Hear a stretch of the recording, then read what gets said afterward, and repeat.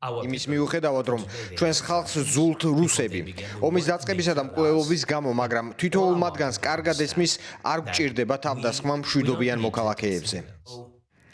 რას ეტყოდით კრემლში მომუშავე პირებს? ეტყოდით, რომ დარწმუნდნენ, იციან თუ არა სად არის უახლოესი თავშესაფარი. უპირველეს ყოვლისა, მათ უნდა იცოდნენ, სად არის ბომბებისგან თავშესაფარი. თუ არ დაასრულებენ ამ ომს, ის ნებისმიერ შემთხვევაში დასჭირდებათ. პირობას დებთ, რომ თუ კი ხვალ პრეზიდენტი პუტინი დათანხმდება ცეცხლის შეწყვეტას 3 თვით, 6 თვით თუ მეტი ხნით, თქვენ დანიშნავთ არჩევნებს უკრაინაში.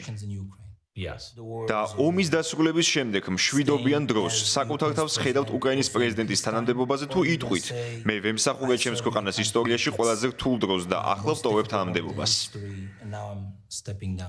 თუ რუსებთან ომს დავასრულებთ, მზად ვარ დავტოვო თანამდებობა. ძალიან რთულ დროს მე ძალიან მინდოდა ვყოფილიყავი ჩემი ქვეყნის სამსახურში და დავხმარებოდი მას. დიახ, ეს არის ის, რაც ყოველთვის მინდოდა. ჩემი მთავარი მიზანი ომის დასრულებაა.